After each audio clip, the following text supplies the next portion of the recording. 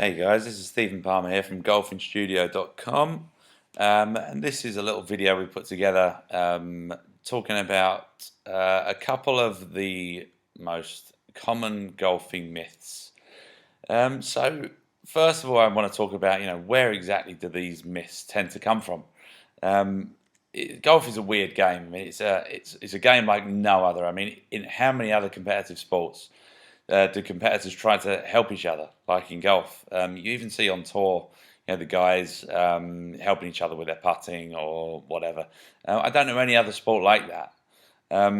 Unfortunately, golf is played. The majority of golf is played by people that don't really know a great deal about what they're doing. And in fact, even some of the biggest names in golf, the people that you would generally listen to for advice, they'll say that they're doing one thing, but they're actually doing something else, which perpetuates a lot of these golfing myths. Going back to the help that you may get, and it may be help that you get off of your buddies playing golf, it may be help that you get from reading the latest edition of Golf Digest. Unfortunately, much of this help is actually really bad advice. So I'm going to talk about a couple of my not so favourite golfing myths, and I'll start off with the biggest one. Okay, right, the biggest one: keep your head down. It's possibly the worst piece of advice you can get. Okay, it causes so many bad things, and first of all, you just got to think, right, where did it come from? And my take on it is this, right? During the golf swing, from impact to finish, every good golfer will stand up to a degree during the follow through into their finish to allow themselves to freely rotate into a full finish. I don't care who you look at, you can look at the most orthodox or unorthodox methods on tour, and you will see them standing up somewhat. You'll see them bob down in their downswing, and then you'll see them stand back up in their finish. So one, they're certainly not keeping their head still.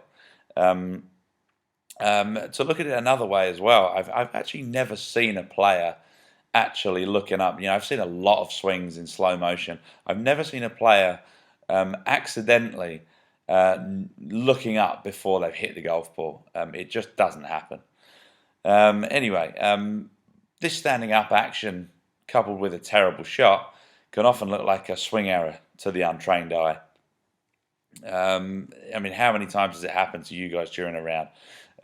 You'll chunk the ball or you'll top the ball, and all of a sudden your playing partner says to you, "Oh, you lifted your head up. You looked up. You need to keep your head down." And then it comes back to every time you look up, all you'll see is a bad shot. I actually get a lot of players on our lesson tee forcefully keeping their heads down because they think that this is something that I'm going to want to see, and it always makes me laugh.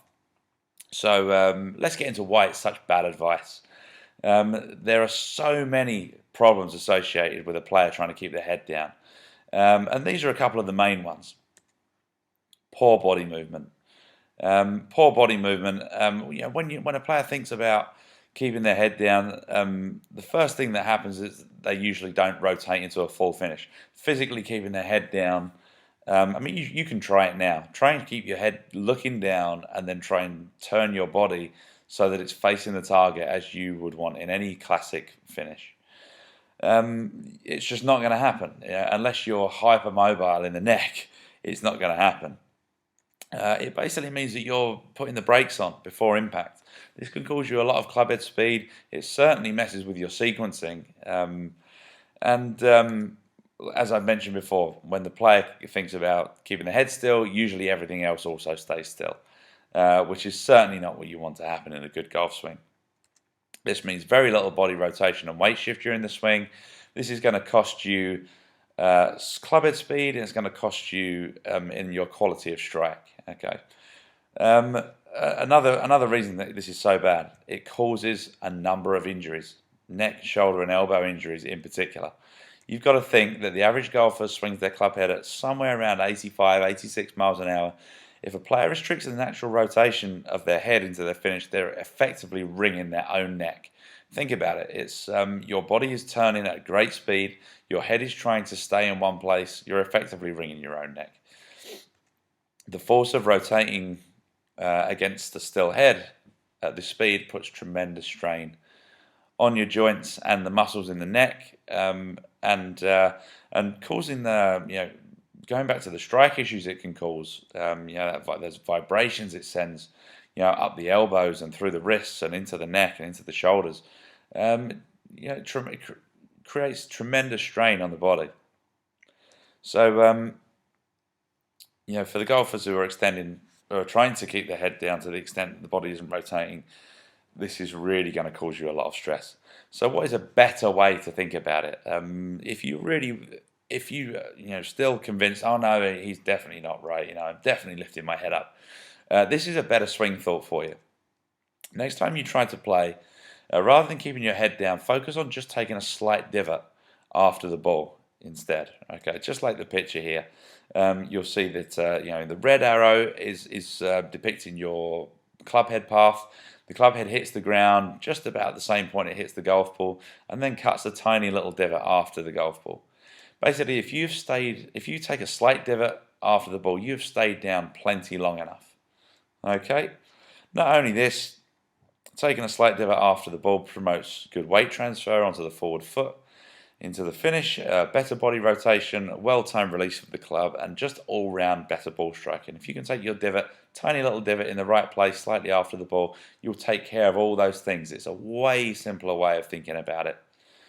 Going into some other myths, well, these are the things that you're going to have to log into Golfing Studio to find out. We've got a ton of videos on different golfing myths, things that you should be listening to, things that you shouldn't be listening to, and a whole host of other things. So if you are a member, just log in. You'll be able to look at a lot of full-length videos covering all these different things. If you're not a member, you need to come join us. So thanks so much for watching, and I look forward to seeing you all at Golfing Studio.